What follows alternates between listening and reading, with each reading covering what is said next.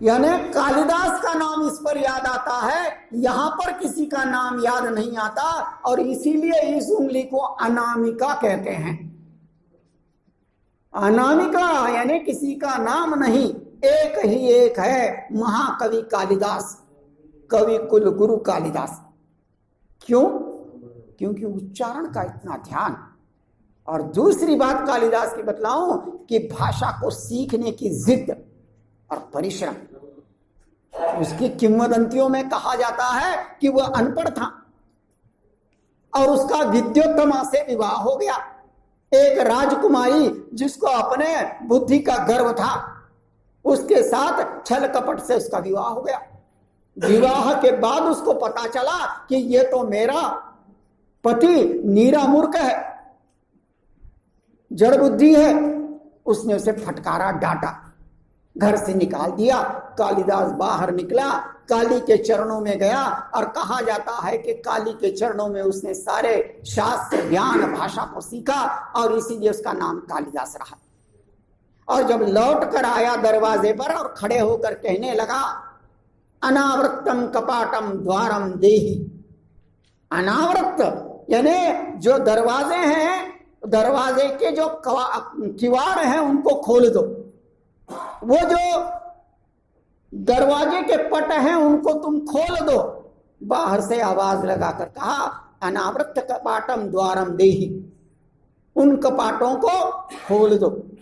अब अंदर जो उसकी पत्नी थी विद्योत्तमा, जिसने उसे डांट फटकार कर निकाल दिया था, वो कहती है, अस्ति कश्चित वाक विशेषः। अस्ति यानी है, कश्चित शायद, वाक विशेष यानी कोई वाणी का विशेष अधिकारी आया हुआ है। कोई वाणी का अधिकारी दरवाजे पर आया हुआ है। यानी 3 शब्दों को सुनकर ही उसने ये पहचान लिया। ये सारा मैं इसलिए कह रहा हूं कि भाषा का कितना महत्व होता है, और भाषा को संभालना, सीखना, उसके साथ जीवटता से जुड़े रहना कितना जरूरी होता है।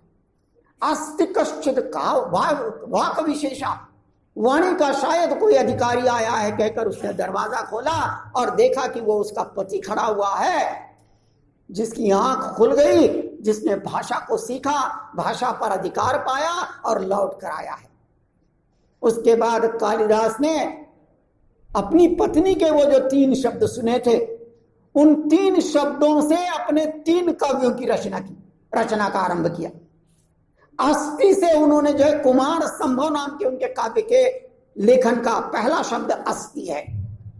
अब वो सारा समय नहीं है और उसकी जरूरत भी नहीं है, मैं केवल भाषा के महत्व को आपको जतलाना चाहता हूं। उसके बाद कश्चिद, इससे उन्होंने जो है एक प्रकार से मेघदूत, जो दुनिया की एक बहुत प्रसिद्ध रचना, काव्य रचना मानी जाती है, उस मेघदूत के ऊपर उन्होंने कश्चिद शब्द से उसका आरंभ किया।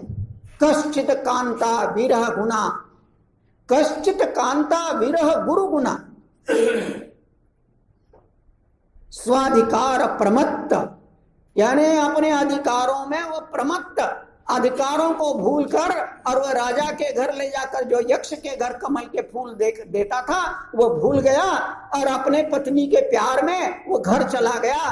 काम से च्युत हुआ, कर्तव्य से च्युत हुआ, राजा ने शाप दिया, और फिर चित्रकूट पर, फिर वो रामगिरी पर आकर जो है, वो नागपुर के पास के रामगिरी पर आकर, और 1 साल की उसने विरह की सजा को भोगा, और काले बादलों को आषाढ़ के देखकर, और फिर उसका वो मेघदूत आरंभ। वो एक कहानी अलग है। मैं ये इसलिए कह रहा हूं कि आप पढ़े उसे। आप जब तक भाषा के शब्दों को ग्रहण नहीं करेंगे, उच्च साहित्य को पढ़कर, उच्च कोटि के साहित्य को पढ़कर, तब तक आपका भाषा का सुधार और समार केवल व्याख्यान सुनने से, व्याकरण रटने से, भाषा विज्ञान पढ़ने से नहीं होगा। इतना समृद्ध साहित्य हमारे पास है कालिदास का, मेघदूत है, या फिर भारवी का काव्य है, या फिर एक प्रकार से हम कह सकते हैं हिंदी कवियों के कविताएं हैं, इन सबको निबंध है, कहानियां हैं। पढ़ना ही एकमात्र इसका जालिम उपाय है, यही इसका मात्र एकमात्र इलाज है।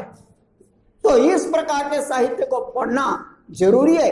और उसके बाद उसका जो तीसरा शब्द है वाक विशेषा, वाग विव संपृक्ति, इस प्रकार से आरंभ करते हुए उसने तीसरा काव्य लिखा रघुवंश। यानी प्रभु रामचंद्र के पूरे 7 पीढ़ियों का इतिहास रघुवंश के अंदर, चक्रवर्ती दिलीप से लेकर रघु, रघु के बाद अज, अज के बाद दशरथ, दशरथ के बाद लवकुश, राम, राम के बाद लवकुश, लवकुश के बाद अतिथि और अतिथि के बाद अग्निवर्ण, इन सब के चरित्र की कथा उसमें है। और ये इतना महान रघुवंश किस प्रकार से निस्त नाबूद हो गया। राम के वंश में अग्निवर्ण जैसा पैदा हुआ जो खिड़की में से पैर निकालकर और अपने प्रजा को दर्शन देता था और अति विलास के कारण यक्ष्मा और टीबी से मर गया। ये सब पढ़ना हमको हमारे लिए जरूरी है। इतना रोचक, इतना आकर्षक, इतना मार्गदर्शक, कथाओं के साथ साथ भाषा का संस्कार करने वाला साहित्य हमारे पास भरा पड़ा हुआ है। मुझे अफसोस से कहना पड़ता है, हिंदी के अध्यापक और प्राध्यापक कहलाने वालों के घर समाचार पत्रों के अलावा कोई किताब मिलना दुर्लभ वस्तु हो जाती। यानी भाषा का संस्कार अगर हमको करना है तो इन ग्रंथों को कोई जरूरी नहीं घर पे नहीं है, पुस्तकालय से खरीदे, पुस्तकालय से लाएं, पढ़ें, देखें, सुने। जितना पढ़ेंगे उतना संस्कार उसका होता चला जाएगा। सारी समस्याएं चुटकी बजाते हल होने लग जाएंगी। ये सारी कथाएं, इतना सारा समृद्ध साहित्य ये आपके पास है। आप समय दें, समय लगाएं और इसे पढ़ें, सीखें। ये सारी बातें इसमें आ जाती हैं। भाषा क्या है? भाषा बोलना है। भाषा भाष धातु से बना हुआ है। भाष का मतलब होता है बोलना और भाषा का मतलब होता है जिसे बोला जाए। यानी भाषा लिखा जाए नहीं है, भाषा पढ़ा जाए नहीं है, भाषा बोला जाए, उसका मूल अर्थ है। यानी जितना आप बोलेंगे, टूटी फूटी में बोलेंगे, ऐसी बोलेंगे, गलत बोलेंगे, सलत बोलेंगे, आपकी भाषा सुधर जाएगी। चलते चलते एक बात आपको मैं बतला दूं। जगताप सर कह रहे थे कि वो राष्ट्रभाषा है, हमारे राजभाषा की मान्यता, संविधान में राजभाषा की मान्यता है। राष्ट्रभाषा किसी भी सरकार के मान्यता की मोहताज कभी नहीं रही। जिस देश के ज्यादा से ज्यादा लोग जिस भाषा को बोलते और समझते हैं वो उस देश की राष्ट्रभाषा होती है। सरकार की जरूरत नहीं। हमारा देश गुलाम था तब भी हमारी राष्ट्रभाषा हिंदी थी। और ये याद रखिए कि राष्ट्रभाषा का प्रचार प्रसार ये शिक्षक उतना नहीं करते जितना फिल्में करती हैं, ये जितना झाड़ू वाला करता है, जितना रिक्शा वाला करता है, जितना तांगे वाला करता है, जितने मराठी के शब्द डालकर करता है, कन्नड़ा के शब्द डालकर करता है, वो राष्ट्रभाषा का सच्चा प्रचारक है। ये बात हमको ध्यान रखिए। हम राजभाषा के अधिकारी हैं, हम राजभाषा के पुजारी हैं। हमारी सीमाएं, हम पुस्तकालय से, किताबों से बंधे, परीक्षा से बंधे हुए हैं। हम राजभाषा पढ़ते हैं। तो राष्ट्रभाषा और राजभाषा के अंतर को समझ लें। राष्ट्रभाषा को कोई खतरा नहीं है जब तक इस देश का एक सामान्य झाड़ू बेचने वाला कर्नाटक से आकर महाराष्ट्र के गली में हिंदी में बात करता है। राष्ट्रभाषा अनंत काल तक नहीं। संतों ने राष्ट्रभाषा बनाया हुआ है। संतों ने, ज्ञानेश्वर ने लिखा, सब घट देखा माणिक मौला, क्या काला क्या धौला। सारे घट में मैंने माणिक मौला को देखा, क्या काला और क्या गोरा। नानक देव ने कहा, एक ने कही दूजे ने मानी, कहे नानक दोनों ज्ञानी। स्वामी दयानंद ने सत्यार्थ प्रकाश में हिंदी में लिखा। यानी संतों ने, साधुओं ने, महात्माओं ने, इन सबों ने राष्ट्रभाषा को अपने कंधे पर लेकर चलाया, बढ़ाया है। हम राजभाषा के शिक्षक हैं और हम राजभाषा की काम। और राजभाषा में शुद्धता अशुद्धता की बात है। अभी जो देशमुख साहब यहां पर बात करके गए ना, वो भारत की असली प्राण भाषा है, वो राष्ट्रभाषा है। और उसी के कारण हमको गर्व है, उसी पर हमको गर्व करना है। वो गुलाबी हिंदी कहकर हम जो उसका उपहास उड़ाते हैं, वही असल में इस देश की राष्ट्रवाणी है।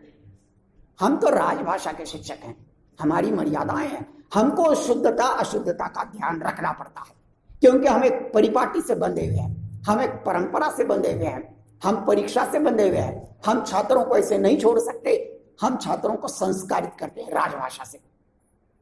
तो हम राजभाषा की बात जब करते हैं तो याद रखिए कि आदमी की पहचान उसकी भाषा है। पहले जमाने में, आज नहीं, पहले जितना आदमी जितनी ज्यादा भाषाएं बोलता समझता था, उतना ज्यादा वो समृद्ध संपन्न माना जाता था, कल्चर्ड माना जाता था, सुसंस्कृत माना जाता था। आज जो भाषा, उस समय भाषा कमाकर आदमी अमीर बनता था, आज अमीर बनने के लिए भाषा सीख रहे हैं। ये अंतर समझिए, उस समय का और आज का ये अंतर आया हुआ है कि पहले भाषा सीखकर भाषा के कारण आदमी वैभव संपन्न बनता था। आज अगर तुमको वैभव संपन्न बनना है, पैसा कमाना है, तो फिर भाषा सीखना चाहिए। तो ये अंतर इसमें आया हुआ है। तो इसलिए ये भाषा जो है वह व्यक्तित्व विकास के लिए, हमारे धन कमाई के लिए, हमारी नौकरी चाकरी के लिए, हमारे अनंत जो आगे के क्षेत्र खुलने वाले हैं, उन हमारे विद्यार्थियों के लिए भाषा आपको पहले जज्ब करना, सीखना, ग्रहण करना जरूरी है। काकह पीकह पीकह काकह को भेद पीक काकयो। काकह पीकह, कौवा कोयल है और कोयल कौवा है जब तक मुंह नहीं खोलता। जब तक मुंह नहीं खोला जाता, कौवा और कोयल दोनों काले काले समान समान। काकह पीकह पीकह काकह को भेद को काक पीकयो, उनमें क्या फर्क है? वसंत समय प्राप्त, जब वसंत ऋतु आती है, काकह काकह और पीकह पीकह। वसंत के आने के बाद पता चलता है कि अरे हम जिसको कौवा कह रहे थे, अरे वो तो कोयल है, और जिसको कोयल समझ रहे थे वो तो कौवा है। तो इस प्रकार से हमारे जीवन में वो वसंत आएगा, हम कोयल की तरह कूकेंगे। कब? जब हम इस प्रकार से भाषा को ग्रहण करेंगे, तब हमारी असली पहचान और सही पहचान। ये बहुत जरूरी है। राजनेताओं के भरोसे पे आप झट्टा अफसर मत रहिए। गैर वाजिब है ये पूछना वादों का क्या हुआ, अंगार से सुलगते हुए इरादों का क्या हुआ। अब तो बदल गई है वजीरों की भी जुबान, बेवजह है प्यादों से पूछना क्या हुआ। अब प्यादों को क्या पूछेंगे जब वजीरों की ही जुबान बदल गई है। महात्मा गांधी को 14 अगस्त 1947 को आकर नौखाली में बैठे बैठे बीबीसी लंदन के पत्रकारों ने आकर पूछा, गांधी जी आपको कैसे लग रहा है? अंग्रेजी में पूछा उन्होंने। गांधी जी ने कहा भूल जाइए गांधी को अंग्रेजी आती थी। यानी गांधी जी जैसा बैरिस्टर कह रहा है कि मुझे अंग्रेजी आती थी, भूल जाइए मेरा देश आजाद हो गया है, आज से मैं हिंदी में बात करूंगा, हिंदी में पूछे मैं हिंदी में जवाब दूंगा। पार्लियामेंट में, विधान भवन में और संसद भवन में अगर कोई अंग्रेजी में बोलता हुआ दिखाई देगा तो मैं उसे गिरफ्तार करा दूंगा। ये गांधी जी के शब्द हैं। गांधी जी से इतना मुलायम आदमी कहता है, मैं उनको गिरफ्तार कर दूंगा। जो स्वभाषा को तजते हैं वो देशद्रोही हैं, ये गांधी कहते हैं। इसीलिए गैर वाजिब है वो पूछना वादों का क्या हुआ। वो खैर वो दूसरी बात हो। मैं ये बता रहा हूं कि हिंदी के शिक्षक को किसी प्रकार से हीनताग्रस्त नहीं होना है।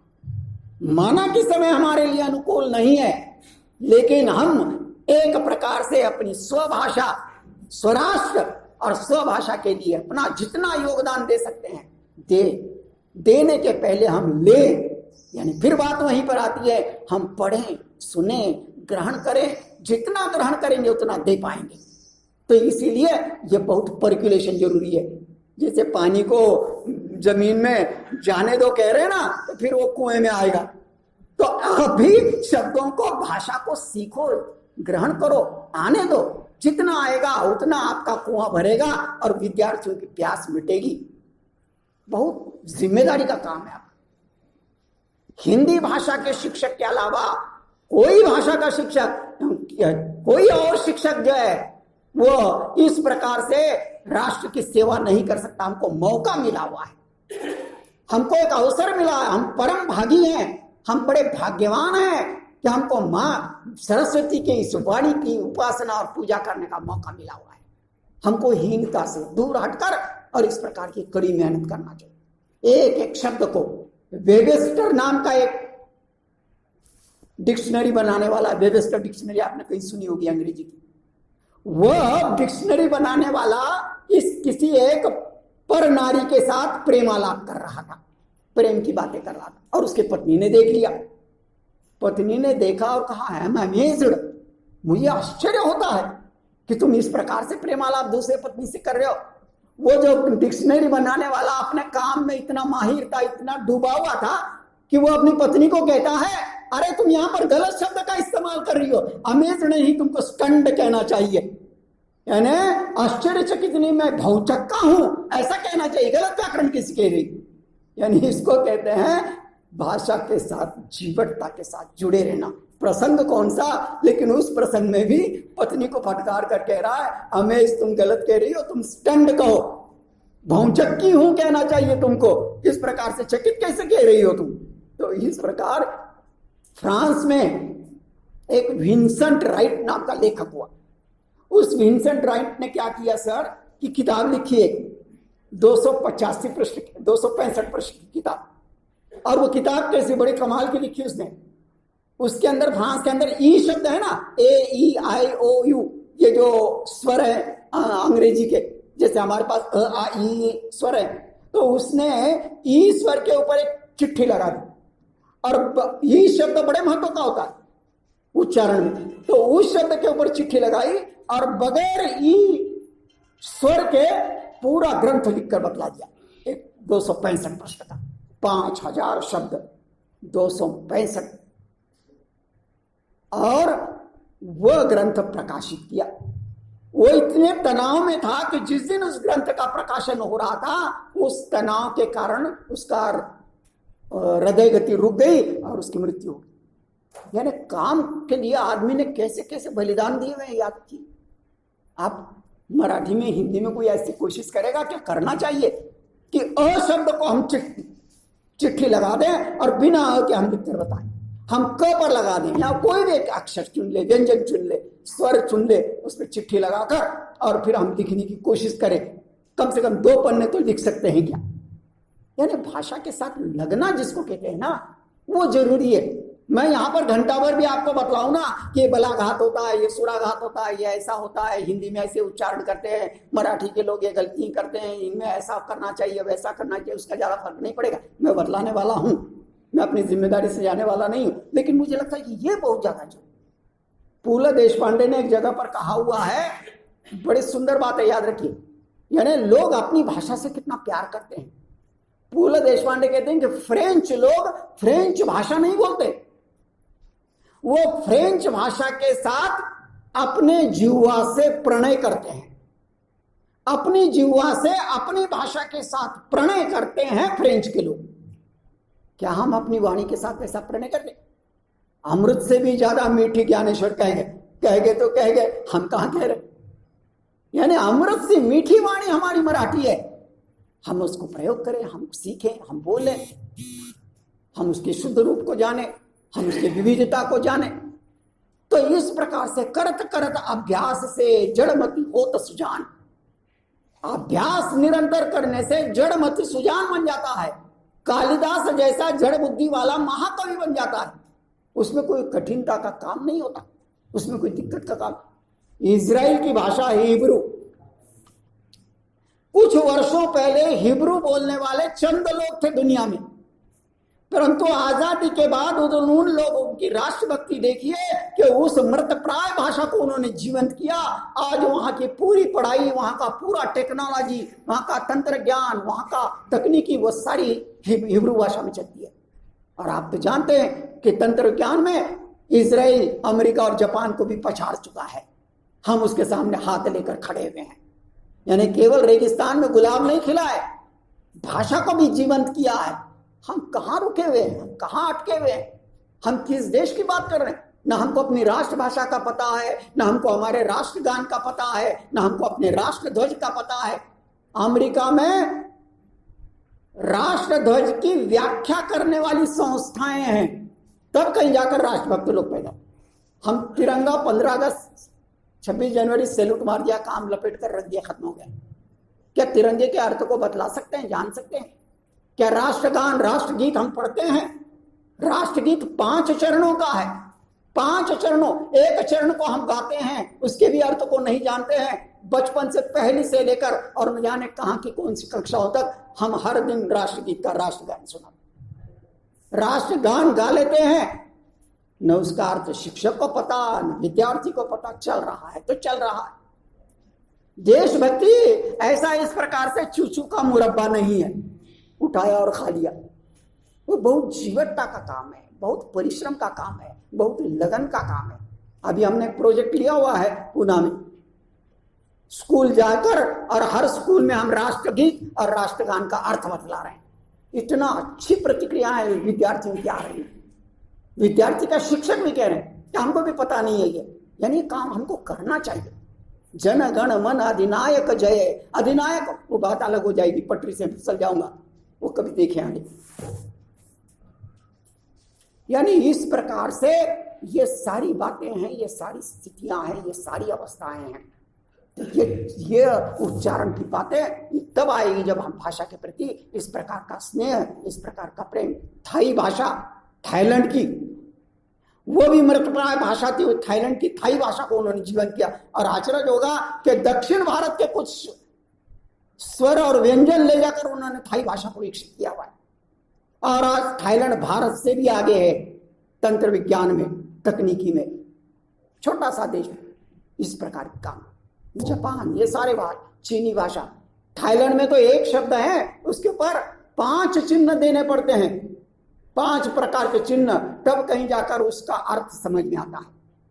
यानी इतनी कठिन कठिन भाषाओं में लोग ऐसे ऐसे चमत्कार कर रहे हैं, और हम केवल उत्सव मनाने में और पूजा पाठ में लगे हुए हैं। और केवल वो अभी स्वामी राम तीर्थ जी का एक पढ़ रहा था मैं, बोर्ड पर लिखा हुआ कि मैं इस संस्था को कैसे चलाऊंगा बगैर मान सम्मान, ये मेरे लिए सारी गौण बातें हैं। संस्था को चलाने का वो एक आदर्श वाक्य वहां पर रखा हुआ है। जिस स्वामी जी ने ये राष्ट्रभाषा, ये राजभाषा बनाया हिंदी को, 17 लोग थे, उनमें स्वामी जी भी थे। मैं अपने आप को बड़ा गौरवान्वित अनुभव करता हूं मैं जब यहाँ पर इस संस्था में आता हूं। मैंने करीब कई सालों तक यहाँ पर आकर स्नातकोत्तर कक्षाओं को पढ़ाया है। तो मुझे लगता था कि स्वामी जी के उन तत्वावधान को जहां पावन स्पर्श मिला हुआ है वहां मुझे बोलने का। मित्रों देखिए, हिंदी और मराठी ये दोनों भाषाएं बड़ी परम सौभाग्यशाली, ये दोनों बहुत नजदीक हैं। हिंदी की वर्णमाला और मराठी की वर्णमाला लगभग एक जैसी है। हिंदी जो है वो संस्कृत के शौर सैनी प्राकृत से निकली हुई है, और मराठी जो है वो संस्कृत से जो एक प्रकार से महाराष्ट्रीय प्राकृत है उससे निकली हुई है। दोनों की वर्णमालाएं समान है, स्वर भी समान है, व्यंजन भी समान है। और इसीलिए हिंदी और मराठी में जितना साम्य है उतना भारत के किसी भी 2 भाषा में नहीं है। एक बात याद रखिए कि हिंदी ये किसी प्रांत की भाषा नहीं है, ये एक और भ्रामक कल्पना है। हिंदी किसी एक प्रांत की भाषा नहीं है। हिंदी आपके लिए भी उतनी ही कठिन है जितनी कि बिहार के आदमी के लिए, जितनी कि एक प्रकार से कह सकते हैं कि और झारखंड के आदमी के लिए। क्योंकि वो जो हिंदी बोलते हैं वो बोली भाषा बोलते हैं, भोजपुरी बोलते हैं। भोजपुरी और हिंदी में उतना ही अंतर है जितना और मराठी हिंदी में। यानी हिंदी कोई ऐसी बहुत बड़े क्षेत्र की ऐसी भाषा नहीं है, वो सामान्य आदमियों की भाषा होने के कारण एक बड़े क्षेत्र की भाषा बनी हुई है। तो यहाँ पर रहने को घर नहीं, सारा जहां हमारा, इस प्रकार हिंदी की अवस्था है। तो यहाँ हिंदी को लेकर मराठी की बात जब हम करते हैं तो आप ये धारणा बनाकर चलिए कि महाराष्ट्र के लोग हम बहुत भाग्यशाली हैं कि हम एक ऐसी तगड़ी भाषा मराठी है जिसके समकक्ष हम हिंदी को रख सकते हैं। मराठी बोलने वाले को हम आसानी से समझ जाते हैं, हिंदी बोलने वाले को भी हम आसानी से समझ जाते हैं। दोनों की वर्णमालाएं एक है, दोनों का शब्द संचय एक है, दोनों की व्युत्पत्ति एक जगह सी है, और इसलिए ये दोनों भाषाएं एक। लेकिन साथ ही साथ दोनों में कुछ अंतर भी है जिसके कारण उच्चारण में भेद आ जाता है। अब एक सबसे पहला भेद देखिए कौन सा है। आप हिंदी वर्णमाला में देखिए संयुक्त स्वर है ऐ और औ। ए जो है ना, ए के ऊपर एक मात्रा ऐ और ओ के ऊपर 2 मात्राएं औ, ये संयुक्त स्वर है। हिंदी और मराठी में इनके उच्चारण में फर्क है। मराठी में ऐ का उच्चारण होता है ऐ, आई,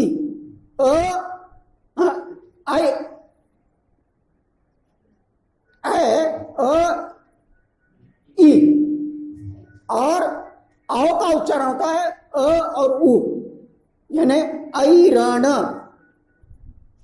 मराठी में ऐरण कहते हैं, आयरन नहीं कहते। हिंदी वाला कहेगा तो आयरन कहेगा, ऐनक। और हिंदी में ऐरण। और आओ, आओ में क्या है? औ, यानी औरत, और। इसीलिए हिंदी बोलने, मराठी बोलने वाला जब हिंदी शिक्षक, मराठी शिक्षक हिंदी पढ़ाता है तो यहाँ पर गलती करता है, वो औरत न कहकर औरत बोलता है, या और न बोलकर और बोलता है। तो ये और आयर एर जो है, ये इस भेद के कारण जो है वह एक प्रकार से दिखाई देता है। औजार, औजार मराठी बोलने वाला, समझ रहे हैं? इसमें थोड़ा सा अंतर जो है ये ध्वनि भेद के कारण आ जाता है। उसके बाद हिंदी के अंदर और मराठी के अंदर एक छोटा सा भेद यह है कि हिंदी की वर्णमाला में क, च और ज, यह क, च यानी च, ज और झ। अब यहाँ पर वो शाम फलक नहीं है, तो इसलिए आपको सुनकर ही क्या काम चलाना पड़ेगा।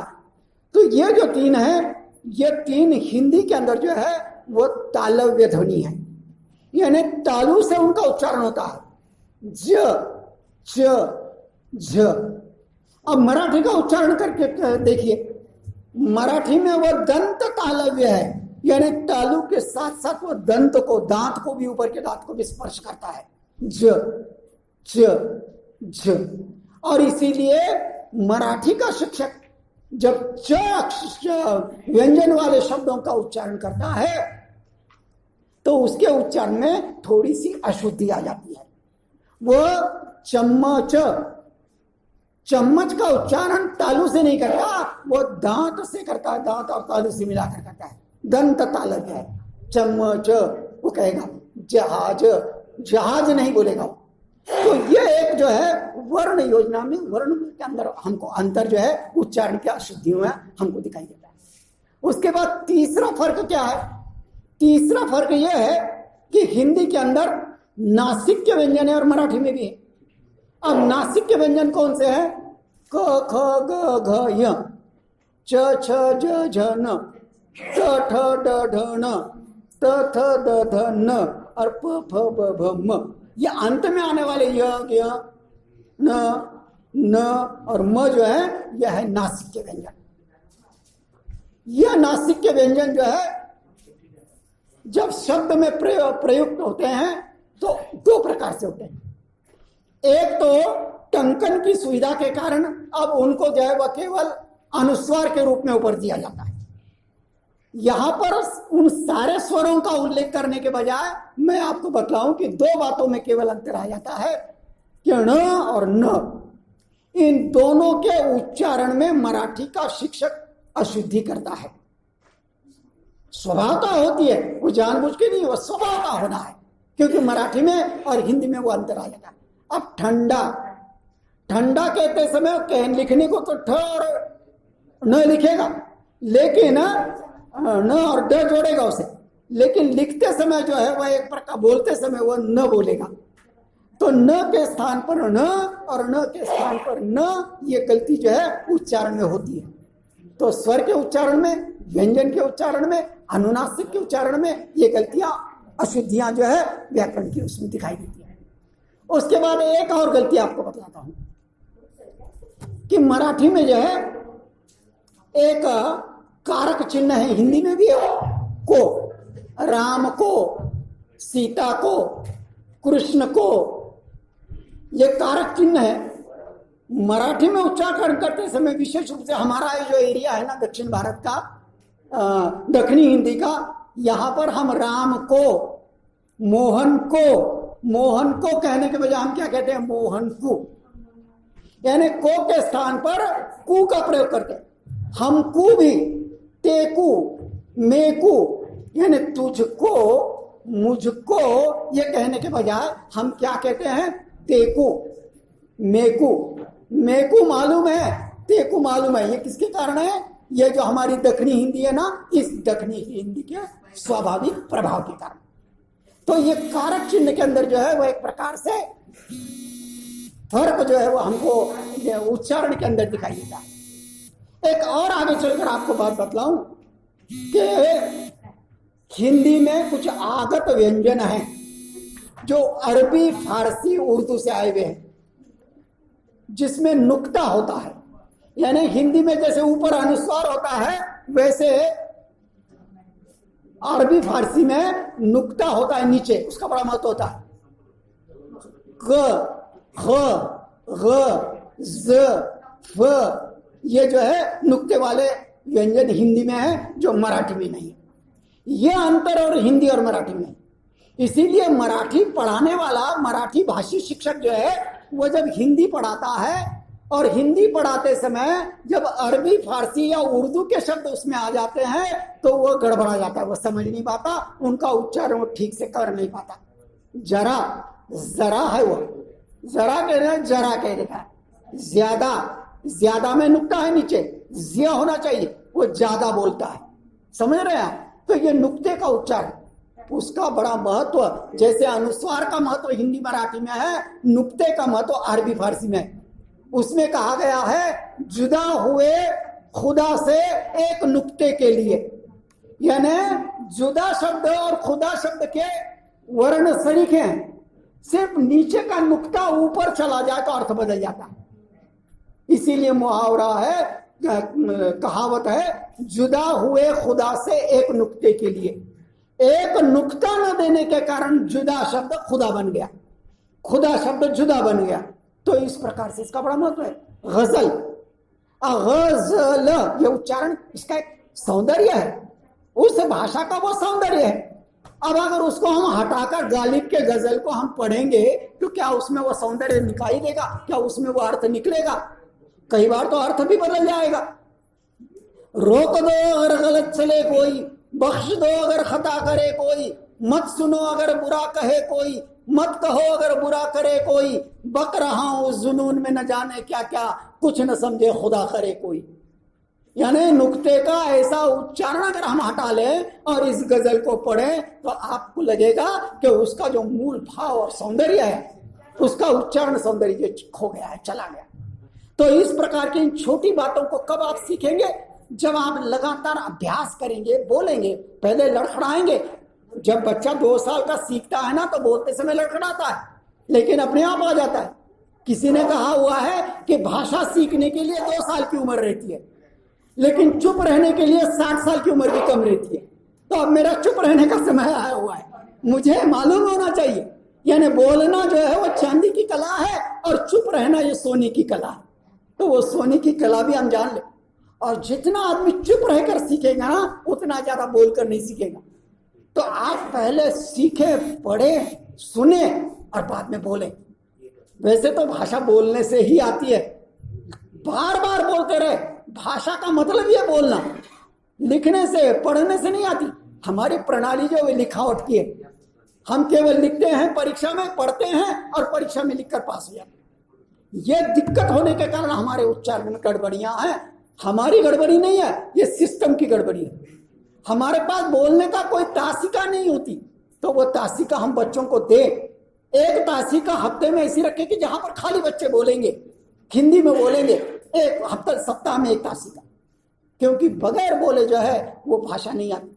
नाटकों में तो आपको मालूम है कि उच्चारण का क्या महत्व होता है। रेडियो नाटक में उच्चारण का महत्व होता है, कौन से शब्द को ज्यादा ऊंचे बोलना है, कौन सा नीचे बोलना है। ये सारा उच्चारण में बोलने में एक प्रकार का महत्व जो है वो ज्यादा नाटकों में होता है। अब उतना ही नहीं, अब अगर नई टेक्नोलॉजी ले, टेक्नोलॉजी गूगल पर आपको मालूम है कि एक प्रकार से सर्च करना है तो बोलना पड़ता है, बोलने के बाद जो है वो सर्च होता है। अब आप कमाल कीजिए कि गूगल वो ले ले और गूगल का वो जो वॉइस है ना, वो उसको रिकॉर्ड करने वाला, उसके सामने आप गजल बोल के गजल बोले, क्या वो गजल देगा आपको? नहीं देगा। क्योंकि अब तो आपके लिए बहुत लाजिम हो गया कि भाषा सुधरे। अगर आपको सर्च करना है, इंटरनेट से जुड़ना है, अंतर ताने से जुड़ना है, नई बातों को जानना है, तो आप जैसा फीड करेंगे वैसा अंदर से आपको मिलेगा। तो इसीलिए भाषा अगर गलत शब्द का उच्चारण करेंगे तो गलत वहां से निकलेगा। तो ये नई टेक्नोलॉजी के लिए भी बच्चों की भाषा को संवारना, सुधारना, हमारी भाषा को सुधारना, संभालना, ये बहुत जरूरी हो जाता है। ये बात एक तरह से याद रखना जरूरी है। कविता की भी लय होती है, कविता की भाषा होती है। कविता पढ़ाते समय प्रत्येक कविता की अपनी एक लय होती है, याद रखिए। उस लय को पकड़कर यानी उसके उच्चारण को पकड़कर आप कविता पढ़ाइए। देखिए बच्चों के पढ़ने में और आपके पढ़ाने में कितना आनंद आता है। इसीलिए खड़ा रहा कि तुम मुझे पुकार लो, पुकार कर दुलार दो, दुलार कर प्यार दो।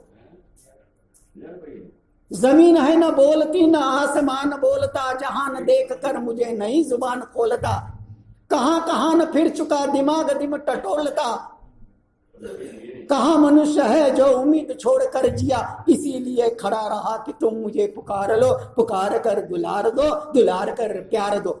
बच्चन की कविता को अगर ऐसे सुनाओगे तो बच्चों को सुनने में मन ना, एक एक पंक्ति लेकर और उसका अर्थ रटाओगे तो फिर परीक्षा देगा और फिर हम तुम जैसा बन जाएगा। यानी भाषा का भी उच्चारण होता है, कविता का भी उच्चारण होता है, उसकी भी लय होती है। उस लय को पकड़कर पढ़ाने का प्रयत्न जो है वो हमको करना चाहिए। गरज गरज घन घोर राग अमर अंबर में भर निज रोर, निराला की कविता है बादल राग। तो बादलों की गड़गड़ाहट की आवाज शब्दों में आनी चाहिए। गरज गरज घन घोर राग अमर अंबर में भर निज रोर, किस प्रकार का स्वर, किस प्रकार की आवाज। लो उठी आंधी के नभ में छा गया सहसा अंधेरा, धूली धूसर बादलों ने भूमि को इस भांति घेरा, रात सा दिन हो गया फिर रात आई और काली, लग रहा था इस निशा का अब न होगा फिर सवेरा, किंतु प्राची से उषा की मोहिनी मुस्कान फिर नीड़ का निर्माण फिर नेह का आह्वान फिर। 3 चरणों का आप उसमें पूरा डूब कर और गाकर बच्चों को उसके लय को पकड़कर सुनाइए कविता। देखिए आपको भी कितना आनंद आएगा और बच्चों को भी उसमें आनंद मजा आएगा। ये सारी बातें हैं, समय कम है, समय तो मेरा नहीं, मेरे व्याख्यान का समय समाप्त हो गया है। तो बस एक बात आपको बतला दूं, एक प्यारी सी गजल सुना दूं। यानी जैसे कहा जाता है कि एक विद्यार्थी ने शिक्षक से कहा कि पढ़ंती मरंती न पढ़ंती मरंती किम पठन पाठन करंती, पढ़ने से मरने वाला नहीं पढ़ने से मरने वाला क्यों पढ़े। गुरु ने कहा खावंती मरंती न खावंती मरंती, क्यों ठूसन ठूसन करंती। तो भाषा को सीखना अटपटी सीखिए, जैसी आती वैसी सीखिए, बोलना सीखिए। काशी में एक विद्यार्थी गया, उसकी लुटिया पानी में डूबी। पंडित ने पूछा क्या बात है, क्या डूब गया आपका। और वो इशारे से बतला रहा है कि वो लुटिया मेरी इसमें पानी में डूब गई है। उसने पूछा किम कथती दर्शनती अंगुलिष्ठिका, क्या कहना चाहते हो उंगली बतलाकर। उसने कहा काशिका की गंगाष्ठिका में लुष्ठिका गिरिष्ठिका, है कोई धारिष्ठिका जो लुष्ठिका निकालिष्ठिका। यानी संस्कृत बोलने में मराठी, हिंदी बोलने में अगर मराठी आते कोई लजाए नहीं, कोई शर्माए नहीं, कोई शर्म नहीं, लज्जा नहीं। हम मां भारती की सेवा कर रहे हैं। सेवा करते समय एक पुजारी 1000 रुपए की बंदा रख देता है, हम 2 पैसे का सिक्का रख देते हैं, परमात्मा तक दोनों का भी भाव जो है पहुंच जाता है। इस भावना से पूजा करें सरस्वती की वाणी की। और यही बात कहकर मैं अब अंत में एक पंक्ति के 2 पंक्ति कहकर बात को अपनी समाप्त करता हूं। अपनी सोई हुई दुनिया को जगा लूं तो चलूं, अपने गमे खाने में जरा धूम मचा लूं तो चलूं। अपनी सोई हुई दुनिया को जगा लूं तो चलूं, अपने गमे खाने में, यानी जो गम में डूबा हुआ दुनिया है, अपने गमे खाने में जरा धूम मचा लूं तो चलूं। और एक जाम तल्ख मैं का चढ़ा लूं तो चलूं। एक तल्ख मैं वाली शराब, वो पीने की शराब नहीं, यानी राष्ट्रभक्ति की शराब, राष्ट्र प्रेम की जुनून, वो पागलपन हम में चल जाए। और एक जाम तल्ख मैं का चढ़ा लूं तो चलूं, आंख तो मल लूं, होश में आ लूं, अब अपने को संभालूं तो चलूं। धन्यवाद।